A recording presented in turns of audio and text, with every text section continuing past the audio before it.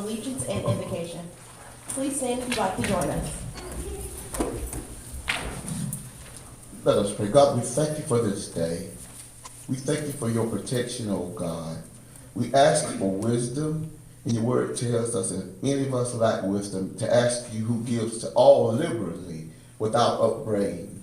We ask that you would continue to direct this board, Lord, to direct all of the officials, so Lord, we could have Spring Lake to be what you would have it to be a place of compassion, Lord, a place that helps all of its citizens. In the name of Jesus, we do pray. Amen. Amen. Let us now pledge our allegiance to our flag of the United States of America. I pledge allegiance to the flag of the United States of America and to the republic for which it stands, one nation, under God, indivisible, with liberty and justice for all. Thank you. Thank you so much, Pastor Long.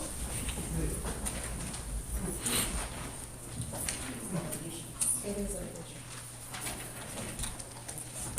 I will now call for additions and deletions to the agenda. Mayor Pro Tem. Yes, Mayor, thank you, Mayor. I'd like to add closed session pursuant to NCGS 143-38.11, A1 confidentiality, and NCGS 143-318.11, A3 attorney-client privilege. Are there any other additions or deletions? Hearing none, I will now entertain a motion to approve the agenda. Alderman Palacios. So moved. Alderwoman Thompson. A second. Any discussion? All in favor? Aye. Any opposed? Hearing none, the motion carries. I will now entertain a motion to approve our consent items, which are the draft minutes of the November 27th, 2023 work session, the draft minutes of the March 25th, 2024 work session. We'll also begin our new work session meeting agenda. And the Community Appearance Sustainability Committee has a new application. Ms. Lennox Jobe. Please pardon me if I butchered the name. Motion. Alderwoman Chadwick. Mayor Pro Tem. I'm in readiness, I'm sorry. I don't know what to say. Alderman I Palacios. second it. Discussion? Yes, I just wanted to make an adjustment to the work session, to have the ability to add a, just change the language for adding the ability to vote for something. You know, because it says, trying to find it. You're looking at the meeting minutes? Yeah, yes. I just want to maintain the ability to have, to be able to vote, you know, in any meeting, regardless of whether it's a work session or a, regular meeting. I believe it does say that. It says just under specific circumstances or. Pressing items. Exactly. But I just, yeah. Just So we do have the right to vote if we need to during a work session, but we try to maintain all of our votes in our regular meetings. But the option is still there. If we need to vote during a work session, we can. Well, could we just take it out that it's, only on pressing items? Because I don't want anybody to feel like, I don't want it to feel like anybody want to put something on the agenda during a work session and we can vote it on. Alderman Palacios? So, there's nothing that spells out what the new work session meeting agenda is. So, other than digging through those minutes, so maybe if we can have something formal on what the new work session agenda is going to be. But I know that one of the items was we wouldn't have presentations during, you know, but the only reason I know that is because I went through the meetings to find that versus, whatever this adoption is. So if we can get something formalized, I think that would help out. I don't know if are you wanting to remove that from the consent items Yeah. until we get clarification? We went through it in the meeting, so if you could just compile a document of a draft work session agenda, with all the things that we discussed. So what we'll do is we'll go ahead and remove that from the consent items, and So I'll now entertain a motion to approve the consent items A, B, and C with the removal of items, agenda item B. Excuse me, C. So A, B, and D, removing C, and D will become C. Mayor Pro Tem. So moved. Alderwoman Chapman.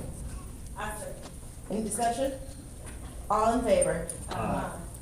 Motion carries unanimously. We will now move on to our public comment section. So again, please remember that the board is not allowed to respond to any questions or comments during public comments.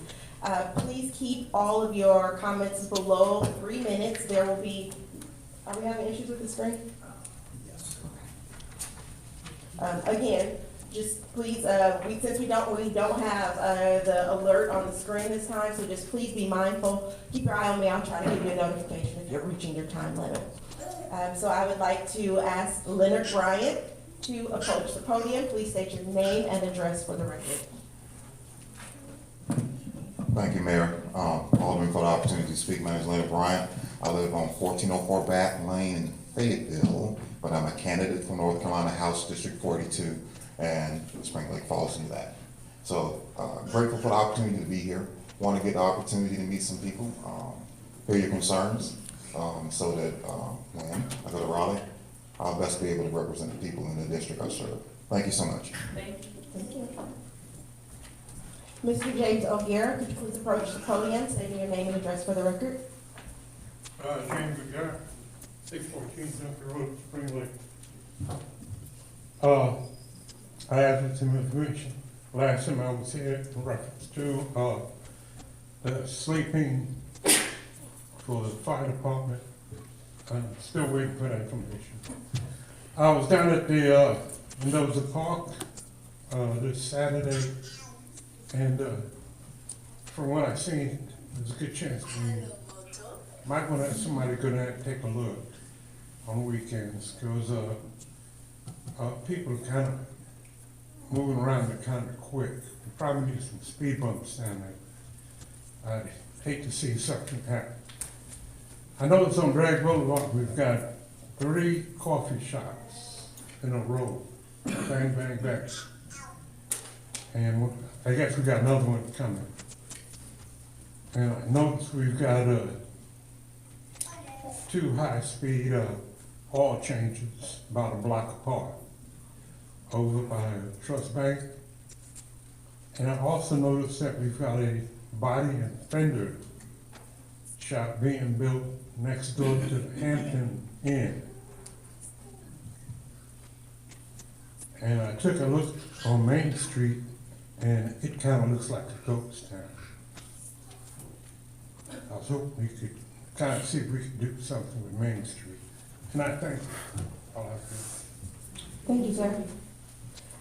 Cecilia Payne and Selena Wilkins, please approach the podium and state your name and address for the record.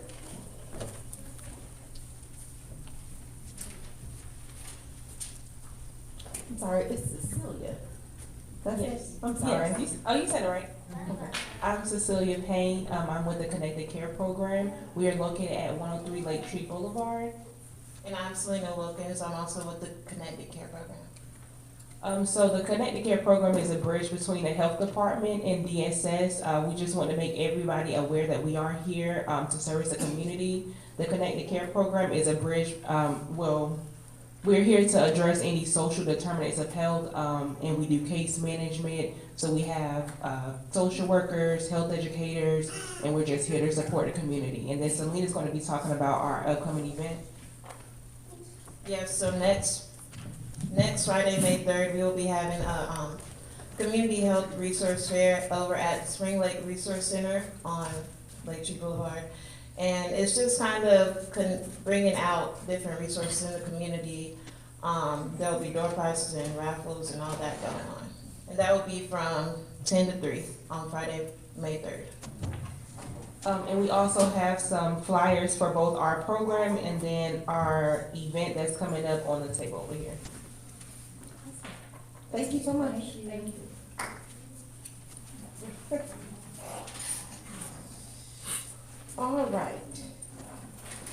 we have no presentations because this is a work session, so we will move on to our new business. And we have the discussion regarding our public hearing held for the proposed town charter amendment. Alderman Palacios. Thank you, Mayor. So earlier today, we had our public hearing for our charter amendment proposals.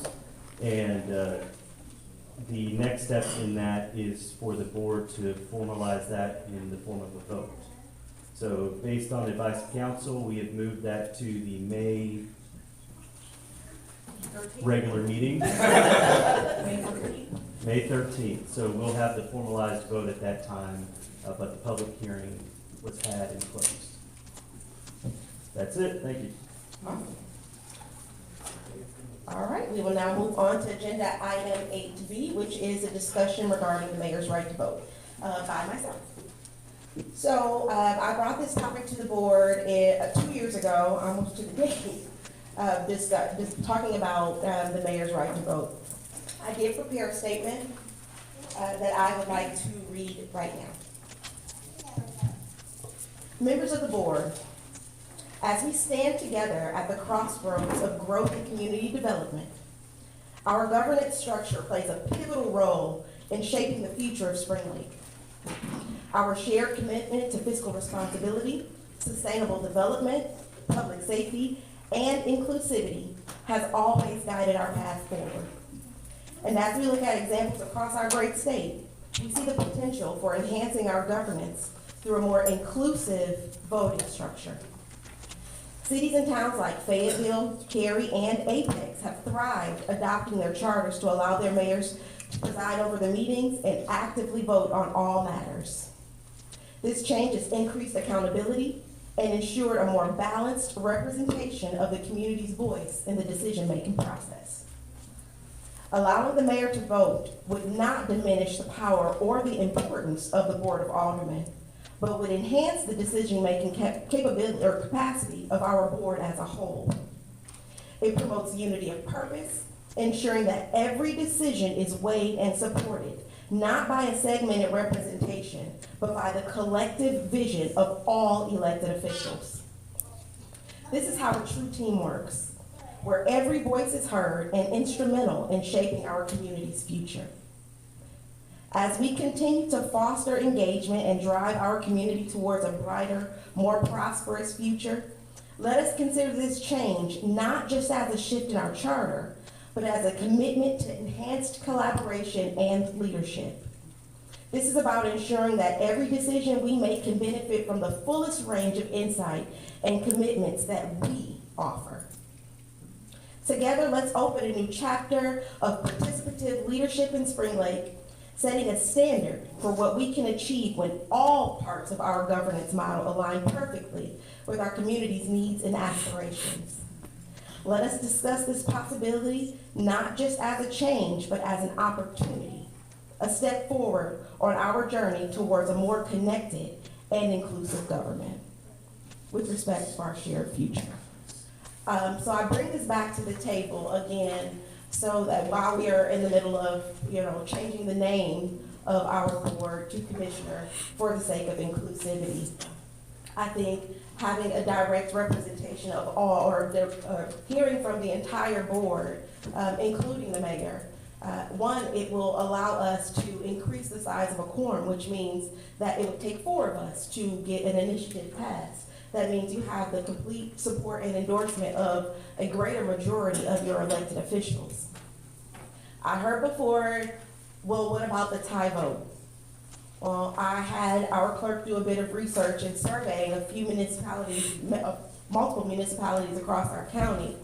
And in the past 10 to 15 years, most of them reported from 0 to 2 votes, with the mayor being the tiebreaker. However, North Carolina state law does not require the mayor to break a tie.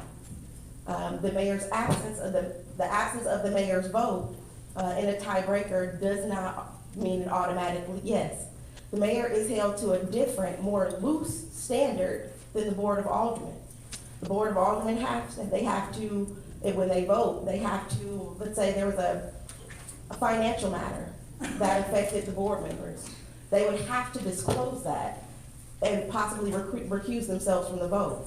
The mayor does not have to.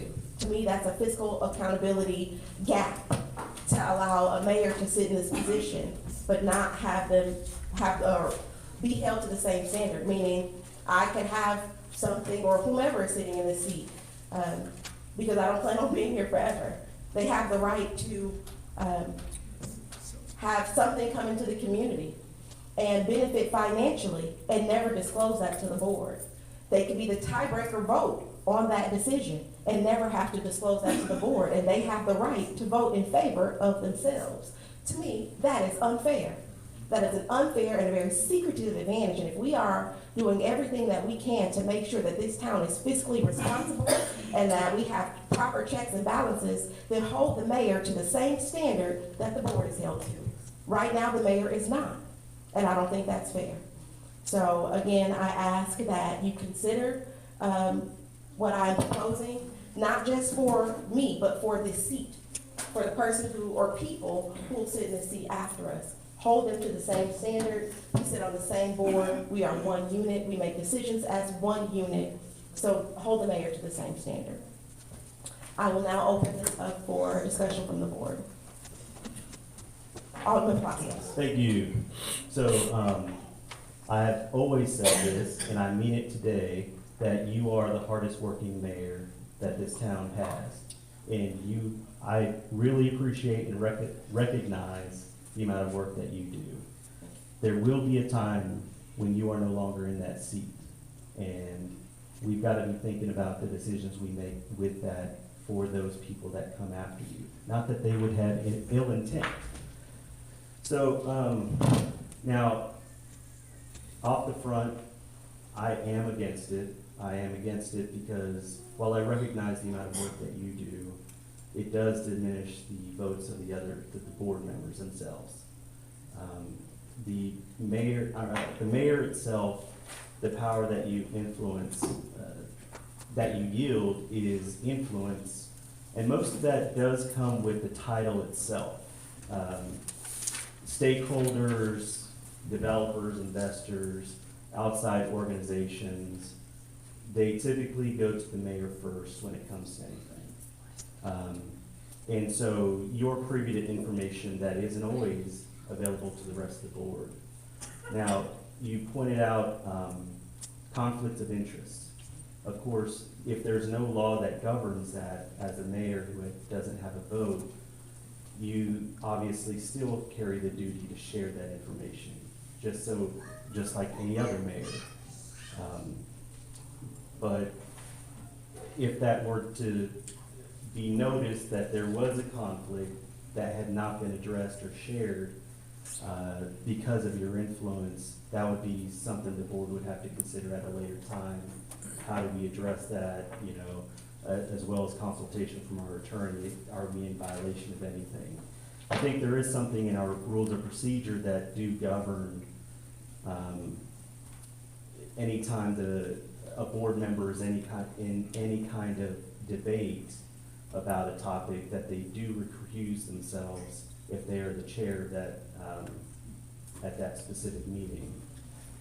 That's in the rules of procedures. I'll have to revisit it because you just threw me off there when you threw that out there. Anyway, so I'm against it for now, but it's not anything personal. Like I said, you're a hardworking mayor, and I recognize that. But you're privy to information that not the rest of the board is. If you were to yield that information that you didn't freely share, it could have a negative impact at a later time. So, thank you, Mayor. Mayor Pro Tem? Thank you.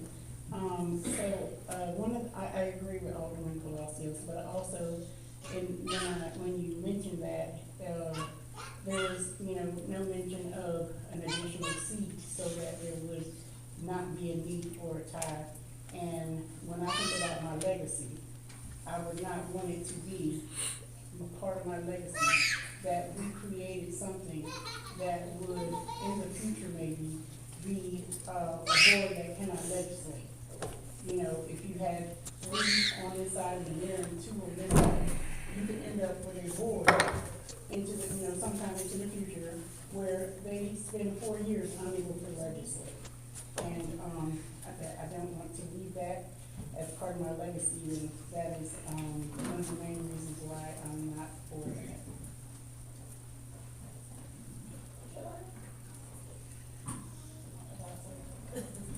Is there any other discussion? Alderman Lackman. Mayor, I should have got my button pushed before opening process, but there may be a time when Spring Lake grows and the board may grow. You and I have been to conferences together, and when we went up there, people sought you out to talk. You do have that influence as the mayor, and I think by your influence on that and bringing that information back for the board to vote, yields more power than you know. That power that you have is for the people to bring things to you, and then it gets brought to the board, so the board then makes that decision, either yes or no in regards to that. So that does give you a bit of autonomy when you do speak, and talk to people, so that it is brought back to the board, so that it's a Spring Lake decision on that. So that's just what I wanted to bring up. Thank you. Alderman Chapman? I just want to say at this time, I am in agreement with Raul, and I mean, this has always been my stance, even prior. I don't think now is the time, and as I said before, I do also think that, because you're privy to information, and you're the figurehead, that you, should not have that power at this time, but not to say that you shouldn't have it in the future. I just think now is just not the time. So again, I just want to be clear that this is not about a power move. This is about equal access for all elected officials to have an equal say in what happens in the town. As the mayor, I have no power, none. I bring information and I'll step back. I am not privy to any special information. I disclose all things to the board. That is, I am not allowed to just not share things with you guys. That's the way it's been from the start. So I just want to make that as clear as possible. One, this is not about power, this is about inclusivity and equal representation for elected officials. This is also about being fiscally responsible and closing what I see as a loophole for someone to sit in this seat and violate it. However, I will entertain a motion. That's right, I'm sorry, mixing meetings. Well, is there any further discussion?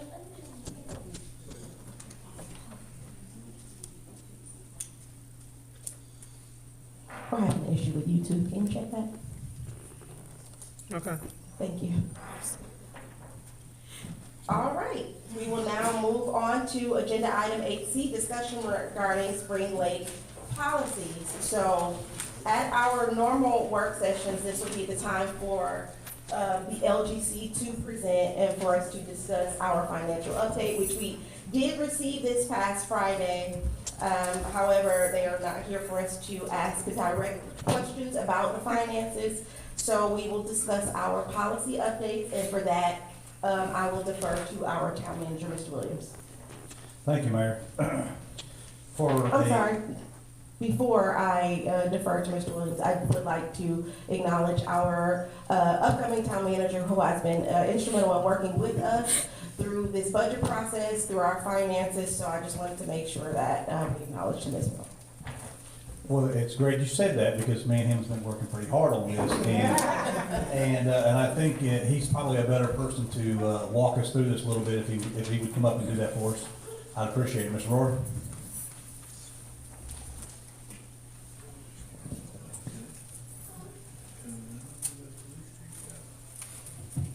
I had 100 slides to go over tonight. But I think that Carly sabotaged the process somehow or another. I know that she's having issues with this, so hopefully it'll work for us. We do have a backup plan. But as is mentioned, it is that time of the year when you are preparing your budgets. So tomorrow, one of my last official acts will be to present a $59 million budget in Camden, South Carolina for approval. that is way in advance of the timeline associated with regular budget adoptions on a fiscal year. So I have the budget prepared. I will be presenting it for the first read and the public hearing tomorrow night. Here we are today in Spring Lake. And we'll be talking about not only the financial update, but also the policy-driven decisions that the board need to make going forward in regards to what it looks like and how certain things are factored into the decision-making process. The mayor spoke about fiscal responsibility. The major priority of this board, in any board, is the fiscal health of this community, period. You can't talk about providing public safety services, water and sewer services, if you are financially weak and unhealthy fiscally. So for 2 years, you guys have been working through this process, and you have a financial accountability agreement with the local government commission that asks you to do certain things and meet certain benchmarks and milestones associated with that agreement, that fiscal accountability agreement. One of them is the establishment of policies. And so I want to take the time to go through 2 things, the financial update, and talk about how that gets factored into what's going to be a financial policy going forward, and this board's authority to establish those financial policies, what you're elected to do and how you factor in those things into the decision making. So to keep it as short as possible, I do know that you guys have the financial update on the desk. You also have a copy of the slides in the event that Carly just pulls the plug over there, which is sure to happen in about 14 minutes, right, Carly? And we won't be able to do this. You'll be able to follow along. So let's just jump right in, so maybe I can beat the timeline of that thing shutting off. Advance it for me, Carly. Can you do that? Excellent. Financial policy provided to you for review. You will take no action on it tonight. It's just for review and discussion for you to think about moving forward. This is where Jason comes in and Carly comes in. They start compiling data and information about what this policy would look like. And so I share in that process by providing some background information. One of them, the purpose of a financial policy and what does it mean and how does that affect the board and the city as a whole. At the end of the day, Alderwoman Cooper talks about legacy. Financial policies is about what you leave behind for those people who sit in your seat. What is the legacy that you leave? So do you do certain things, and I don't want to just call anybody, but overspend, under budget, how does that leave and what does that leave for the next person coming on board? And so the whole purpose of a financial policy is to reinforce core financial values for both staff and elected officials and the community at large, and what we're trying to do to preserve that going forward. In particular, I like to chart things with colors and just keep it as simple as possible. Now, if you were reading a balance sheet in the corporate world, right, you would go revenues, a balanced budget is revenues equals expenses. That's a very weak financial policy, all right? When you raise just enough revenue to keep the lights on, all right, to keep the water running. What you have to do is raise enough revenue, right, to offset the expenses so that anything left over goes into fund balance. And you'll see it referred to here as unassigned fund balance. You hear a lot about that as we move forward with the budget process, unassigned. It's not enough to say we have a fund balance of X. We need to know how much of that fund balance is unassigned, available.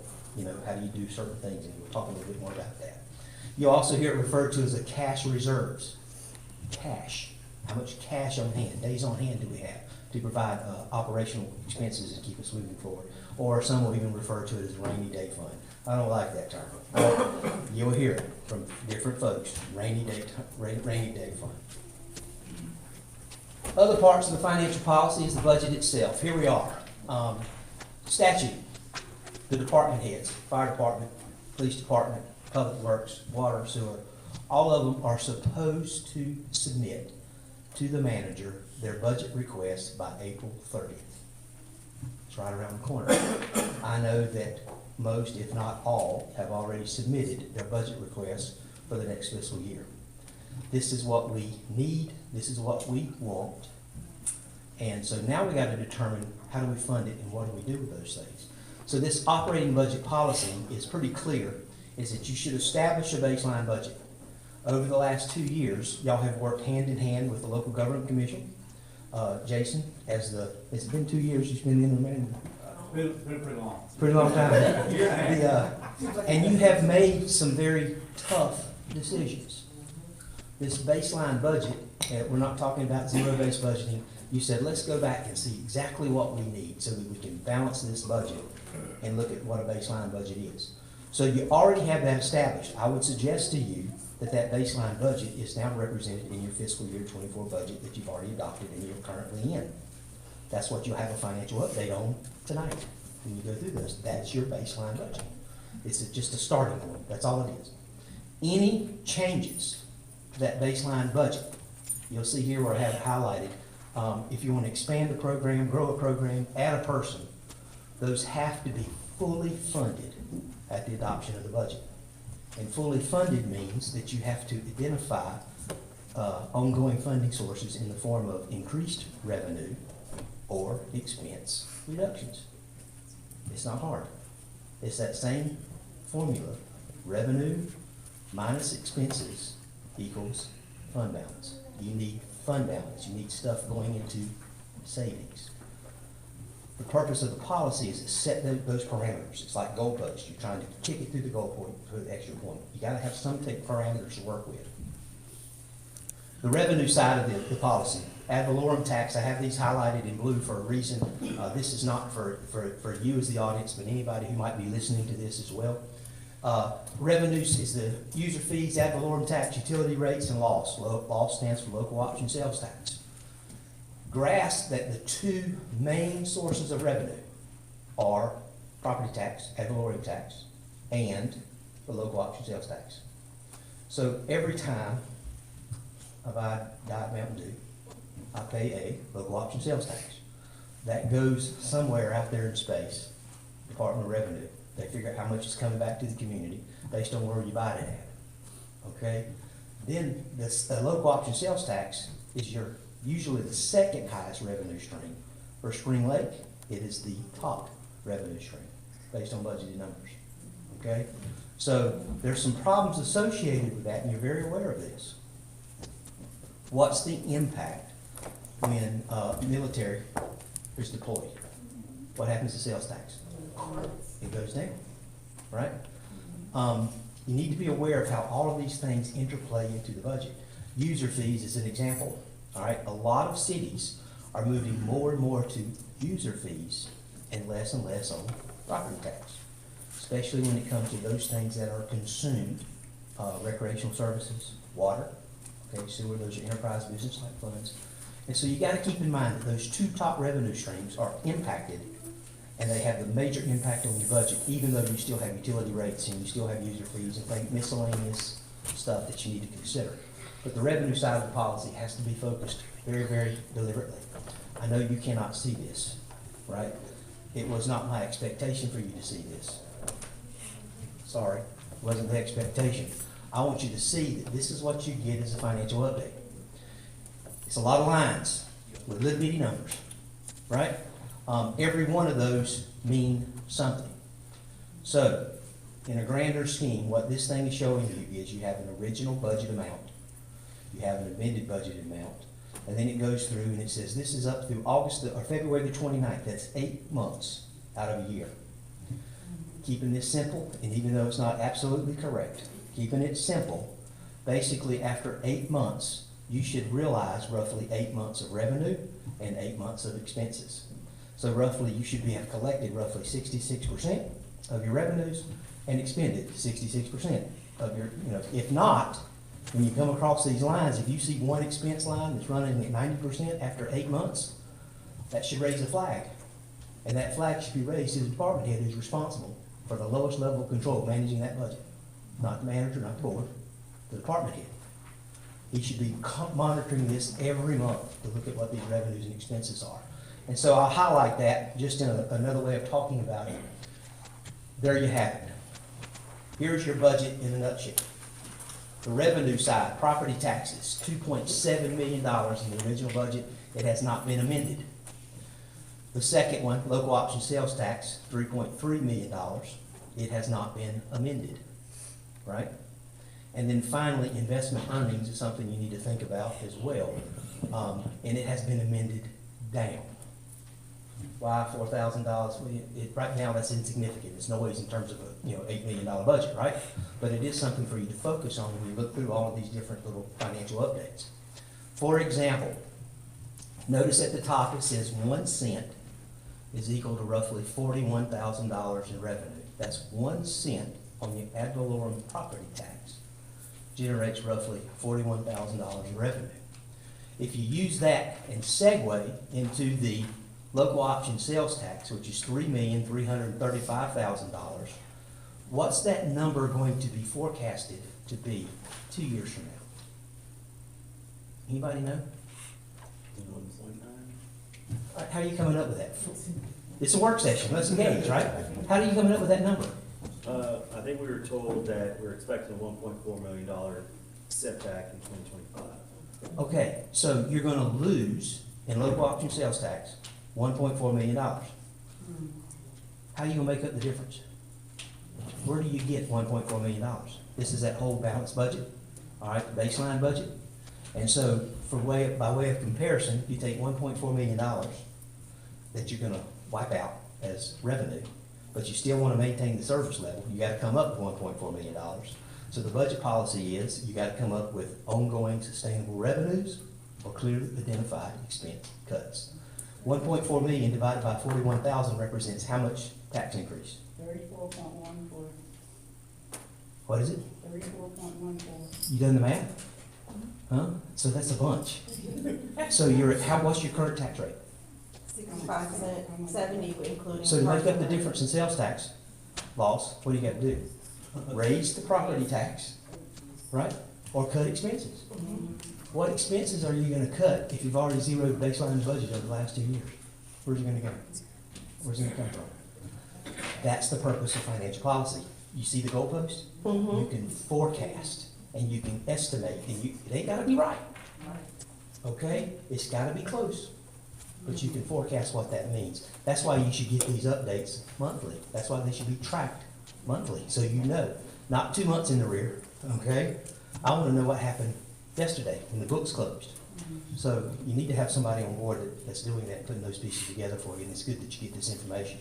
This is another way of thinking about it. You see that cable and satellite sales tax?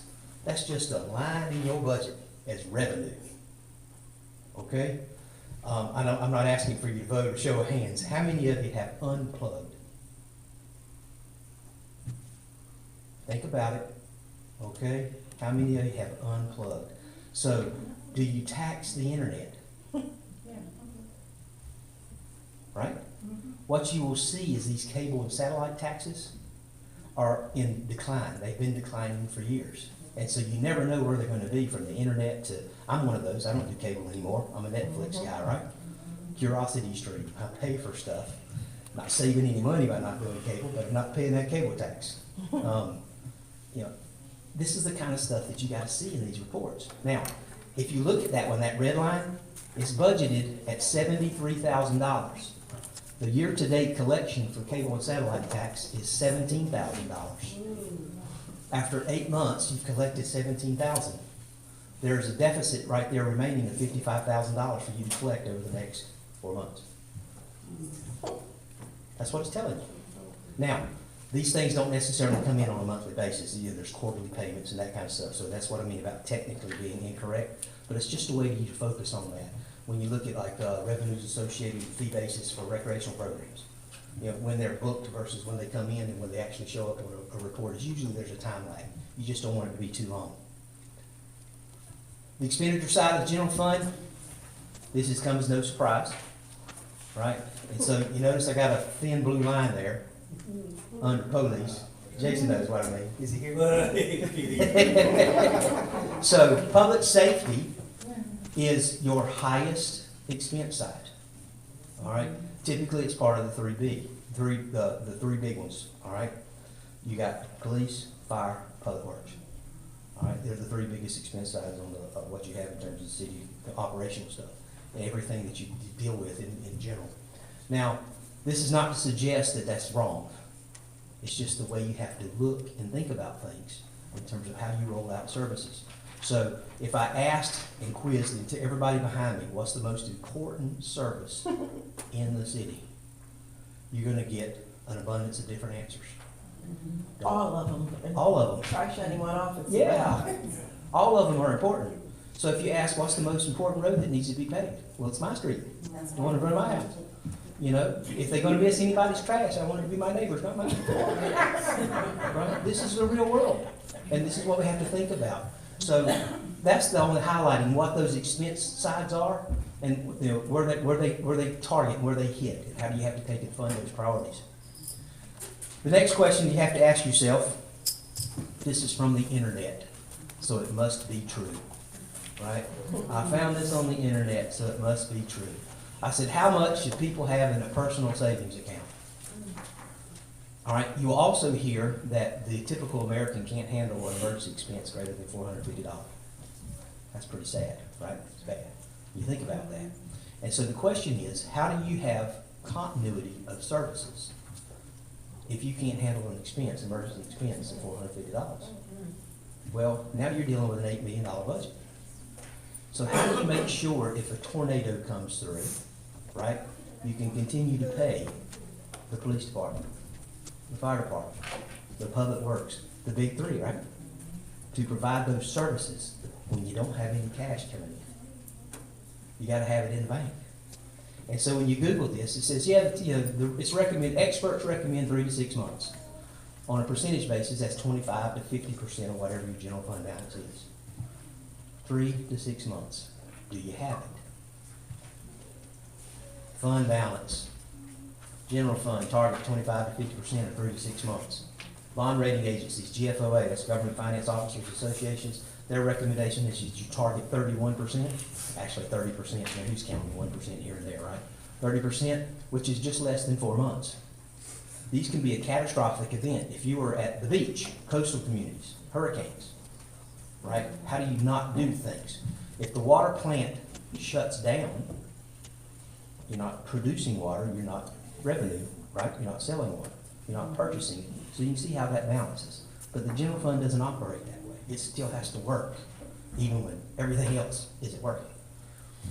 Capital improvement plan, pay as you go. So another purpose of this fund balance, percentage-wise, is that you can actually finance stuff, right? In the sense of instead of, you can do cash for a purchase instead of financing in the fund balance or actually having to bring it on debt. So if you think about it this way, anything that you put in the fund balance is generating interest income. Remember that one earlier? So the larger the fund balance, the more interest income you have coming in as a revenue source.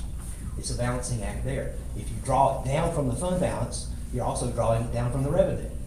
So you want to build that fund balance up, that rainy day fund, that cash reserves, and you can also take and entertain some pay-as-you-go financing. If you look at one of those fire trucks up there,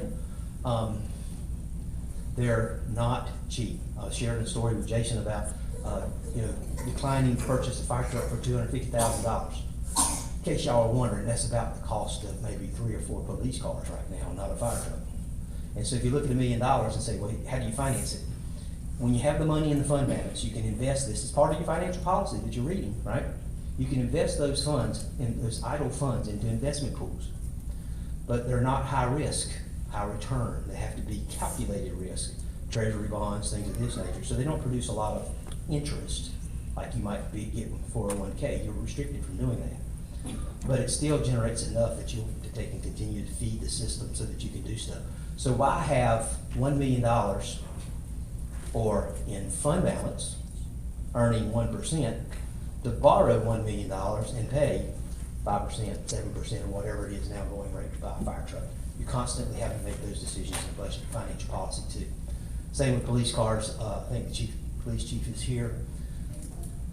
A police car outfitted is probably $60,000 to $70,000. Basically, it should show up with radios and everything in it. You just insert a police officer. When you don't, you have an ineffective service. So you gotta be careful of some of those. Water and sewer fund, much of the same, $4 million. You'll see on there that you have investment earnings as well. The key with the water and sewer fund is that it's a business-like operation, it's an enterprise fund, so the rates should be set. The rates should be set to where your revenues minus your expenses equals fund balance. That fund balance now feeds the capital projects of the system. It makes 0 sense to have revenue equal expenses while your pipes are bursting in the ground. You can't fix them. All right, this is the financial policies that you need to be focused on when you think about your legacy, about fiscal health. The expense side of it, you'll notice here it says water purchases. Right? We purchase water. We don't produce it, we purchase it. What happens if the person we purchase it from decides to do a 20% increase? Now we're hit. All right?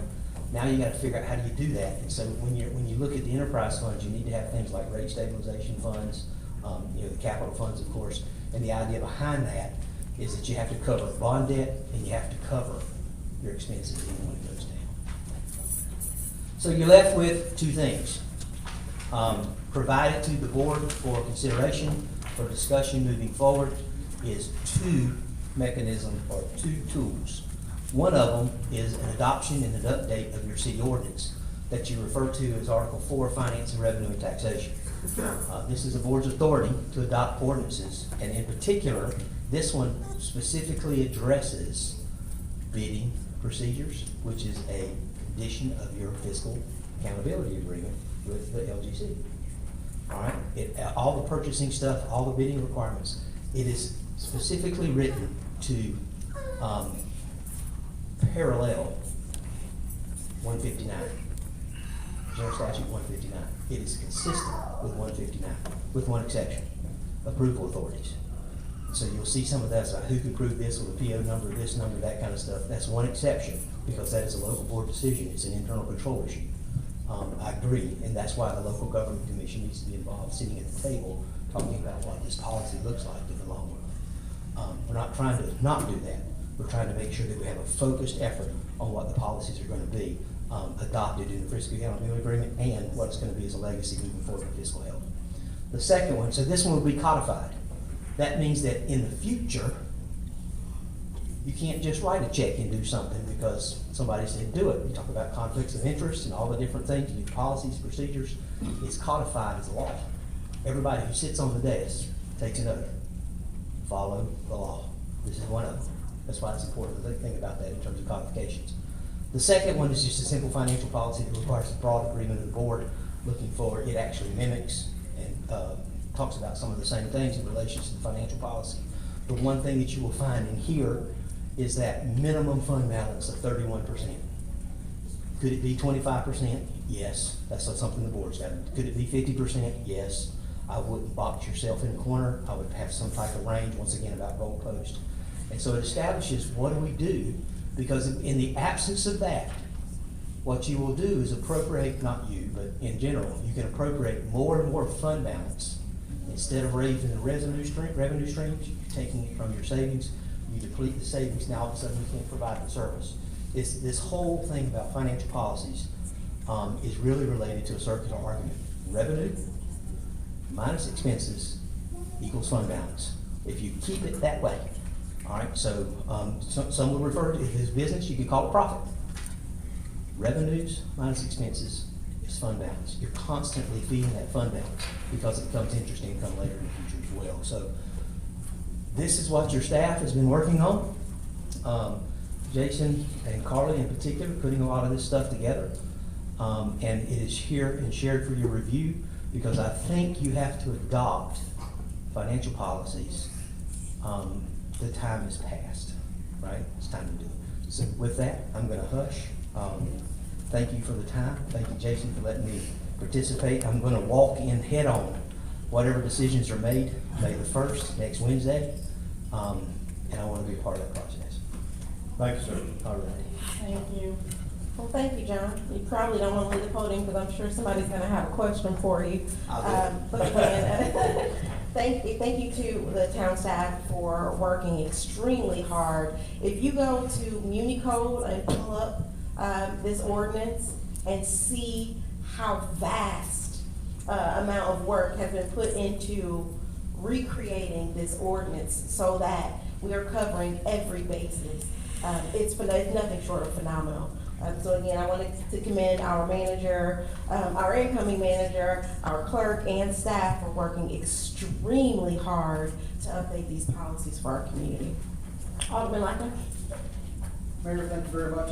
Mr. Rory, thank you. Audience, you are so lucky to be here tonight to be privy to what Mr. Rory just kind of broke down for us here.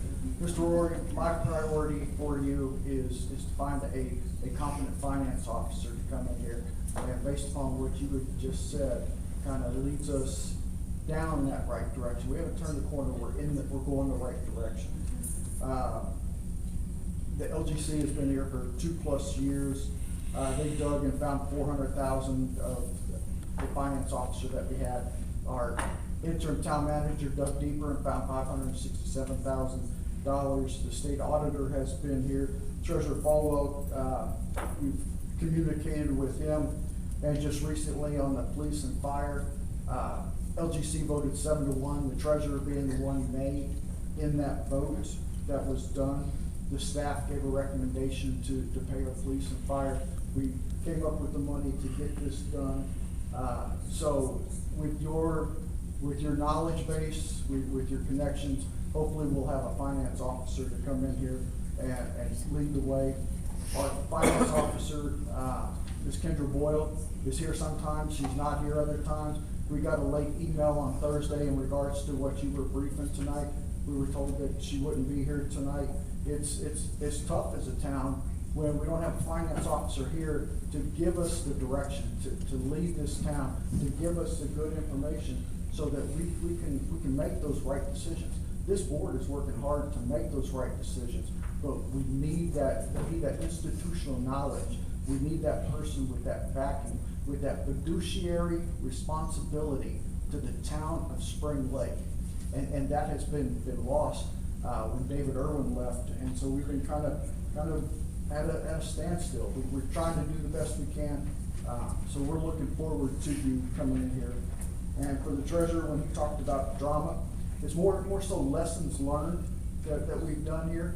Part of it has been with their help, others has been by us working hard and going by the council that we've had and just good hardworking folks. So, Mayor, that's it. That's all I want to say tonight. Awesome. Alderman Palacios? Thank you, Mayor. So, thank you, Mr. Rory, for being here and presenting this to us. Thank you, Jason, and our town staff that have worked on this. This is a big deal. And this might seem like the most boring presentation we've ever seen, right? But it's a very important presentation. So, just to dumb it down, what Alderman Lackman was kind of saying was, in October of 2021, the state came in and pounded the books of the town of Spring Lake because of financial mismanagement. Ever since then, the state has been here, and through the state's help and with competent staff and contracted staff, we've been able to push far beyond that. Since then, this town has received nothing but good, progressive reports on the financial health of our town. We've continued over and over. The trend and the trajectory that this town has been going in financially has been stellar. We've got nothing but good reports from the LGC staff. The state treasurer himself had made several trips to Spring Lake himself to thank our town manager and our town for the progress that we've been making financially. And then to be blindsided the way we were on an LGC call at the beginning of the month that said that they are trying to save the town from drowning. After all these reviews of the great leadership and the momentum that this town has been in was a shock to the system. And so when you say, Mr. Rory, that the time has passed for these policies to be implemented, you're right. The time, according to our accountability agreement, that time was I think it was, yeah, there were several times that it was, September 2023. and then it was redone and with Mr. Urban, and there was another time frame, and that time has passed. And so no substantial time while the state has been here, no substantial progress for our policies has happened. So you're just now transitioning in and have already presented this for us to review. We really appreciate this and recognize that amount of work. So this is a great deal for our town because it's a first step in getting our financial control back. So thank you also, Attorney Porter, who has been a big instrumental part in helping us learn, okay? So there have been hiccups, we're all learning, and you'll never stop learning. But I appreciate you guys and the work that you've done. This is just a discussion, I understand that, and we'll have more collaborative conversations with the state and our policy committee to make sure we do these things the right way. But thank you for taking a very important first step today. Mayor Pro Tem? Thank you. Mr. Rory, you know, I appreciate you. I'm learning a lot, I continue to learn, and I'm excited to learn more, and I'm excited to get our own finance director in here. I know it won't be cheap, but you get what you pay for, so we have to be prepared to pay whatever it is, you know, within the budget. We need whatever we need to pay to get somebody qualified in here, to get us on track, to get us back to where we can make our own decisions.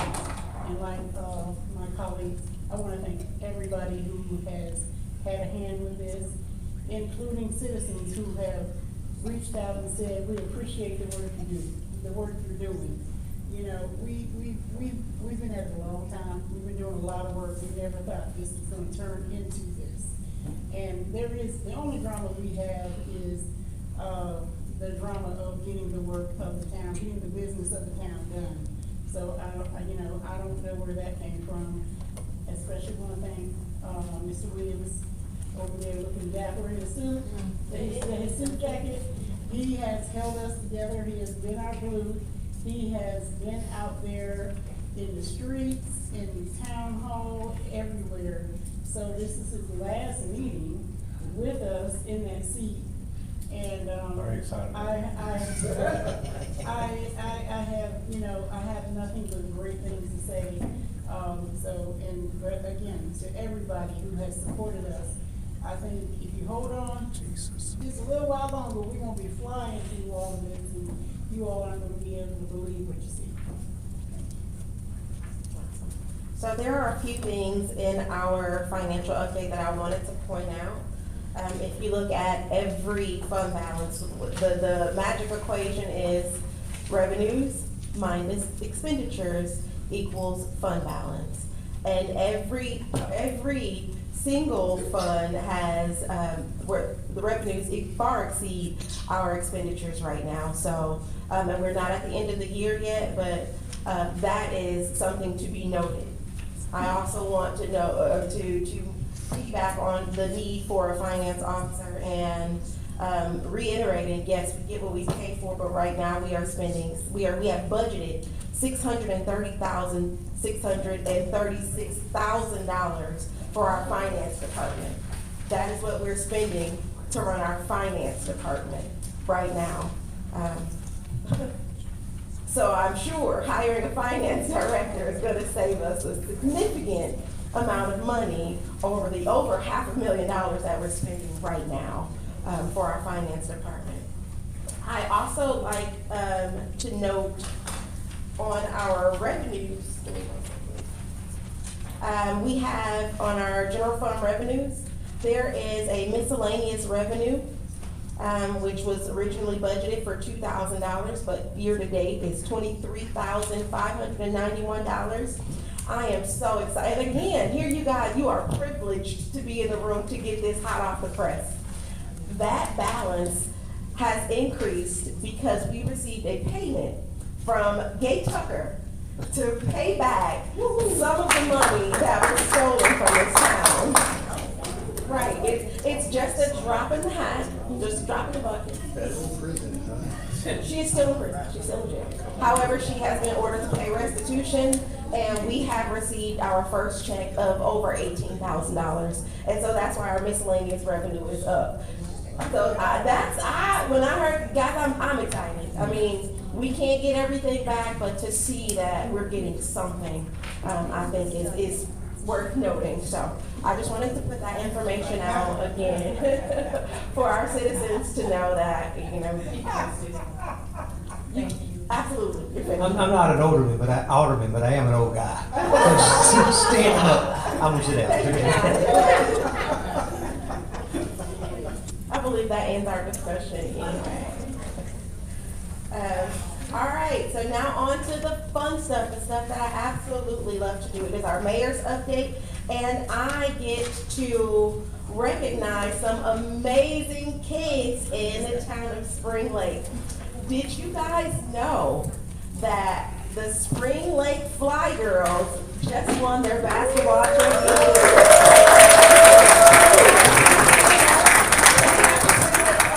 Please stand up. I do have a certificate of recognition that I would like to present to you all. Please approach the podium.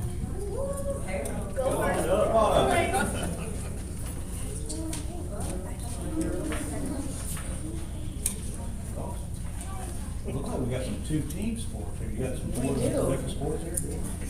So, this certificate of recognition to the Spring Lake Fly Girls says, congratulations on winning the championship. Your dedication and teamwork led you to this outstanding achievement. Presented on this 22nd day of April 2024, signed Mayor Anthony. I'd like to present this to you.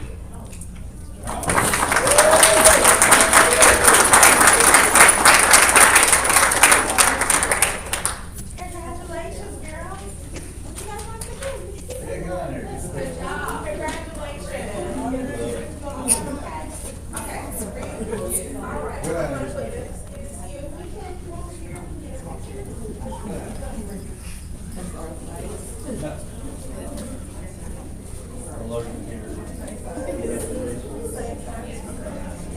You gonna say school cheer?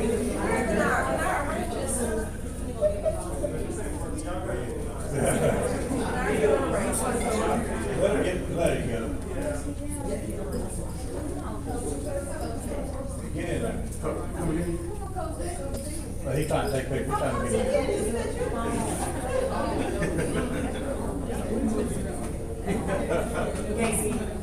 You guys scoot over.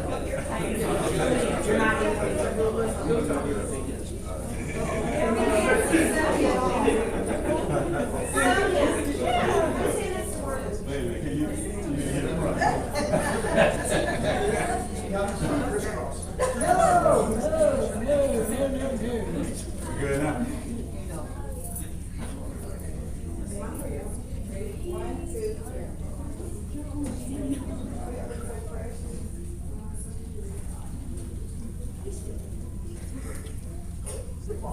Y'all look at me.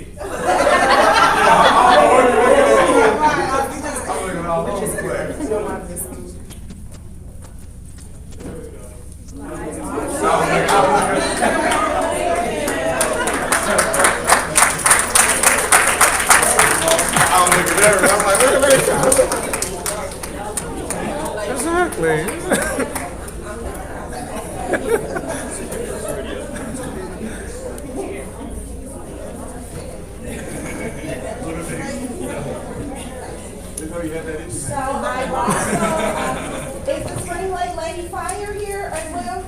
Yeah. Where's the Lady Fire at? Stand up, you guys. Woo!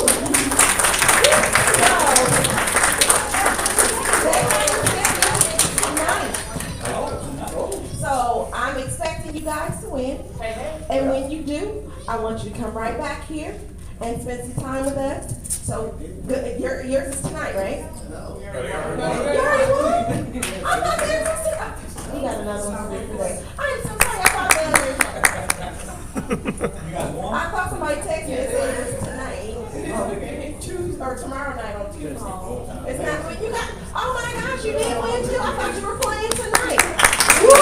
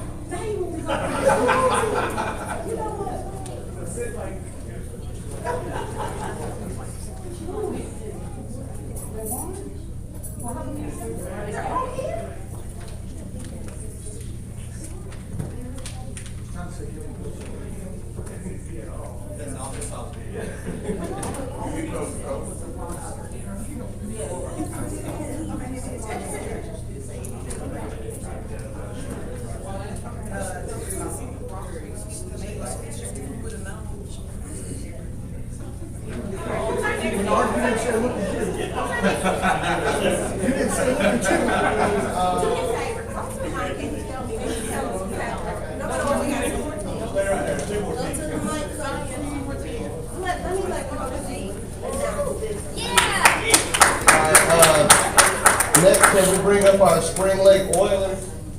First child, our 12U basketball boys team.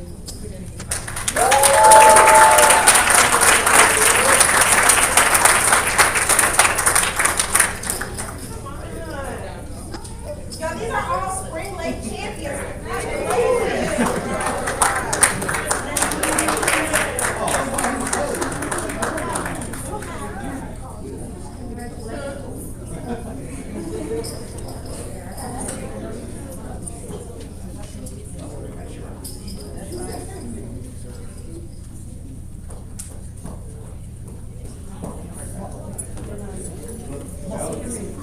Aldermen are moving.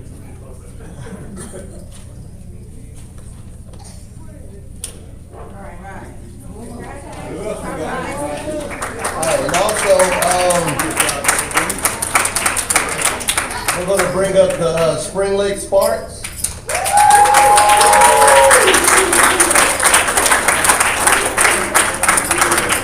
Now, they were our runner-up, but I still think it's special because both Spring Lake teams made it to the championship. It was probably the best game you would ever see. It was a one-point game. Anybody could have won it. And these are our Spring Lake Sparks with Coach Love.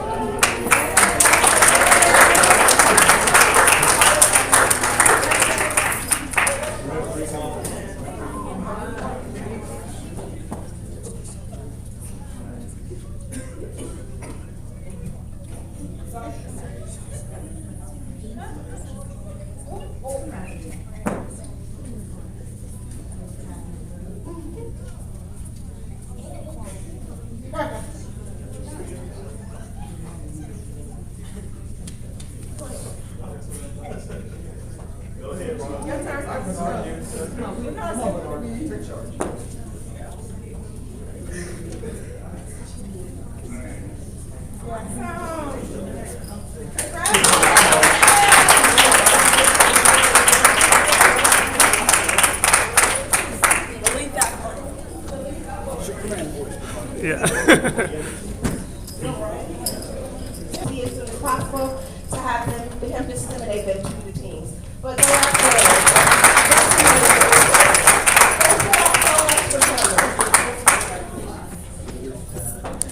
Coach, I'm going to bring the certificates to you. Can you disseminate them? Thank you. Thank you, Coach.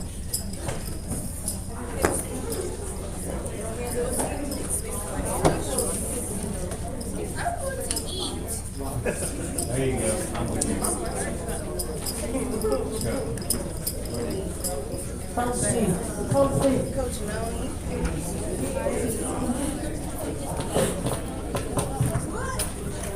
All right, we will now continue on to our mayor's report. So, as you see, we have a few parks that are being renovated. I know we have removed the playground equipment at Mendoza Park. We've also removed the playground equipment at Wilson Park. And more updates are coming. We had a chance to talk to Cumberland County Parks and Rec, and we should see some more updates coming here soon. Early voting. Right now, Spring Lake, we have to fight to get an early voting site back here in Spring Lake. Well, we are now on the chopping block again. So tomorrow morning at 9 a.m. at the Board of Elections on Fountainhead Lane, myself and Alderman Palacios will be there to advocate on behalf of the town, to keep our early voting site. Their excuse is our numbers aren't high enough. However, Smith Recreation Center started off with low numbers as well. However, they kept theirs going, and now they're one of our biggest voting sites. I don't care if we have one voter in Spring Lake. Every voter deserves equal access to being able to vote. And so I will not allow, whatever we have to do to advocate to keep early voting here in Spring Lake, that's what we're gonna do. So if you are free tomorrow morning at 9 a.m., please join us at the Board of Elections. Feel free to sign up for public comments, to express your concern about the potential of the early voting site leaving Spring Lake. We had our Earth Day cleanup and mural painting this weekend, but I'll leave that to Alderman Palacios to expound on. However, just know that that red wall is mine. I did that, so that's about all I can do because I can't color inside the lines. But if you give me a big canvas, I can do a little something. One color in a roller when that's for designs. And perfect timing. It is Administrative Professionals Week, and I would like to acknowledge Mr. Bernard Lemon and Ms. Carly Autry, our administrative staff, and say thank you for all the hard work that you put in regularly.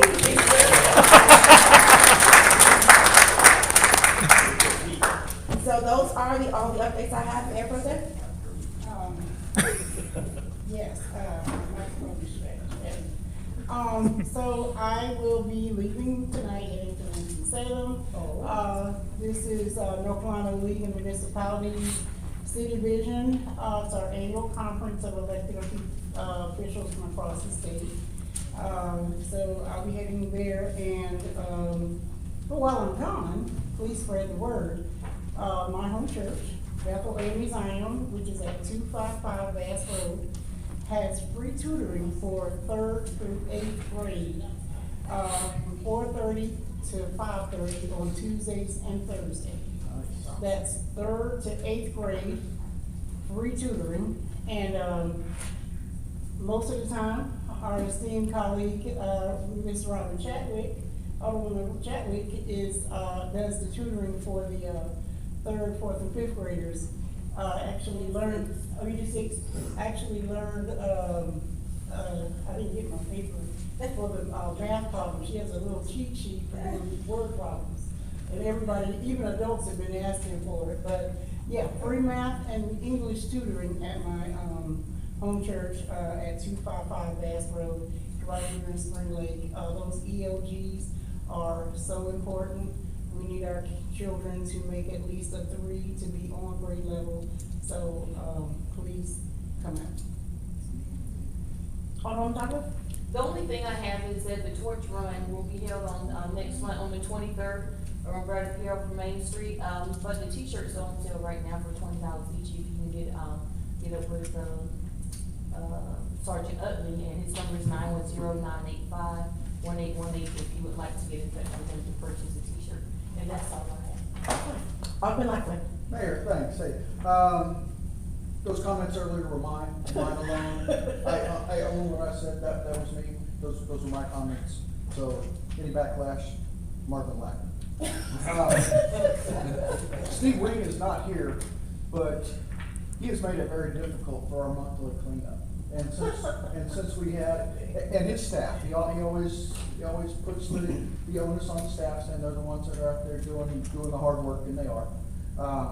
But we've decided to cancel our May 4th cleanup because it was just right around the corner from this, and so that wouldn't create quite the impact that we normally get. So the May 4th Spring Lake cleanup has been canceled. That gives everybody a free weekend. Charles, that's you back there. But Mayor, the banner program has been successful. We've had 31 people that have signed up that wanted that.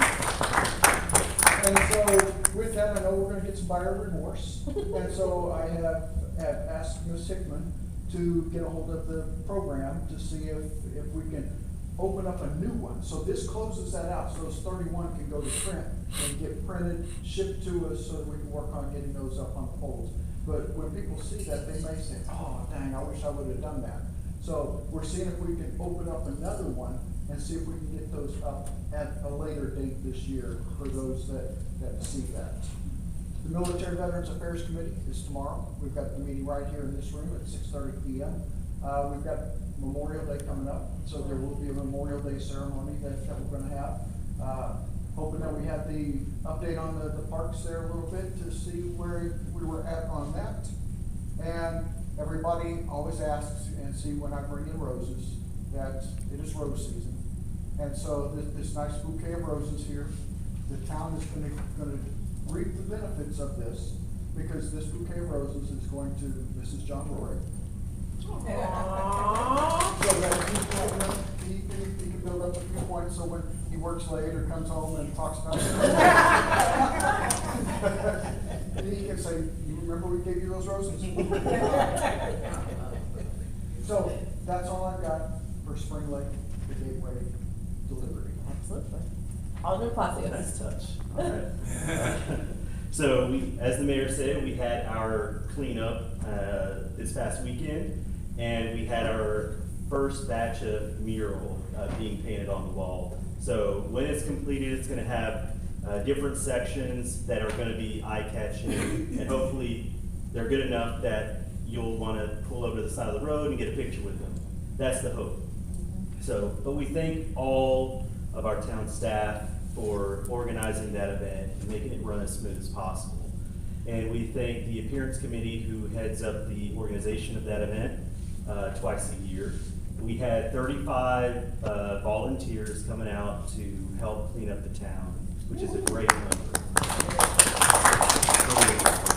Thank you everyone for helping out. Various organizations came out to help.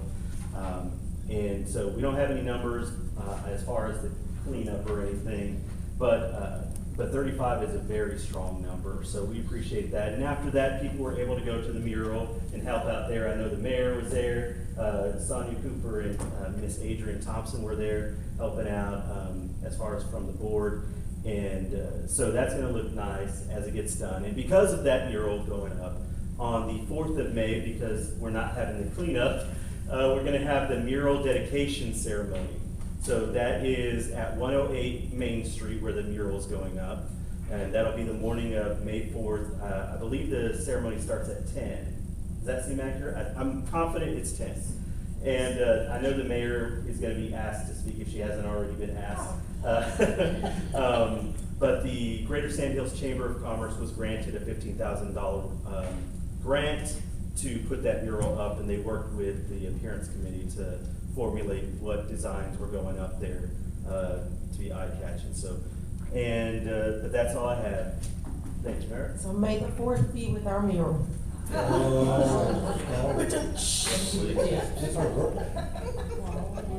Alderman Chapman. It's a birthday. I don't have any updates at this time because my baby has no phone. Checking my pocketbook. So no updates at this time. How sad is this? This is great. It's great news. How sad is this? You have to have some update because this is your last. I do. time. I have a couple of updates. Awesome. I have a couple of updates. Number one is for your parks up there. You did see where the blue thing, or they were talking about the water, but the biggest problem is they have to take a minute because they're gonna move the power. They wanna move that power to clean it up and all that stuff. So that was the first thing. So they're working on that now. So that should be kicking in, and the rest This of is the Veterans Park. we're Veterans talking Park, about. I'm sorry. So that will kick in, and all that will be so much better when we get done with that. On another note, this is my last meeting up here. I appreciate the board putting up with me as long as they have.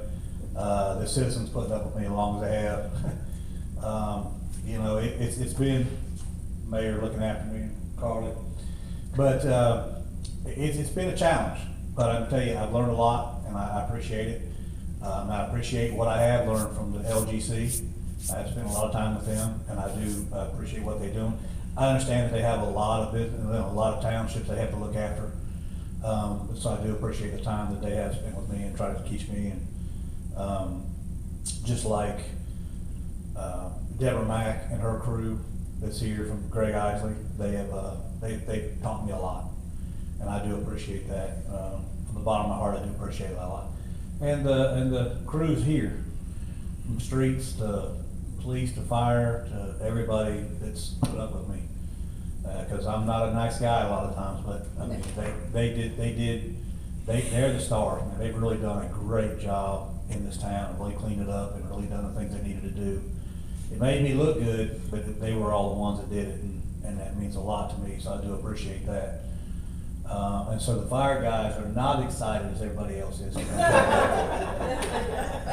But Faircloth's done a great job. Faircloth's really stepped up. Carol has stepped up to help, you know, as I was gone, they did a lot of extra, so I do wanna thank them. You know, but other than that, it's been fun, it's been real, but we're handing it over to a guy much more qualified and talented than I am. Mr. Rory will take over next week, and I'll be here for whatever he needs, which is absolutely nothing. But it's good. I mean, I'm glad that, and I'll still be here with you guys, whatever you guys need, and I just, you know, I thank the town for what you let me do for the last year and a half or whatever, and put up with me. Love you, thank you.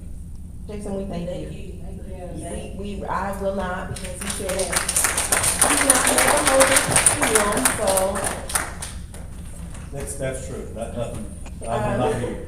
But I seriously, thank you. Thank you, Jason. You know, we try to tell you as much as we can, and cause I can sing his praises from here to Timbuktu. But thank you, seriously. Just try to hold it on. Absolutely. He held the view with the road. That's all I need. That's what. Mr. Porter. Nothing major, just, it's been an absolute pleasure to work with Jason Williams. I know you're not leading technically, so you're still be around. But I'm excited about working with Mr. Rory. I think he and I have had some very good conversations about, although we appreciate what the LGC has done, it is time for them to go. And if they're listening, and if Dave Fallo's listening, we love you so much. We don't want to see you that much. That's it. See, Spring Lake isn't drowning. You know, I'm not entertaining a motion to go in closed session pursuant to NCGS 143-318A1, confidentiality, and NCGS 143-318-11A3, attorney-client privilege. Alderwoman Chadwick. So, Alderwoman Thompson. I second. Any discussion? All in favor? Aye. Motion carries. We're now going into closed session. Thank you all for coming.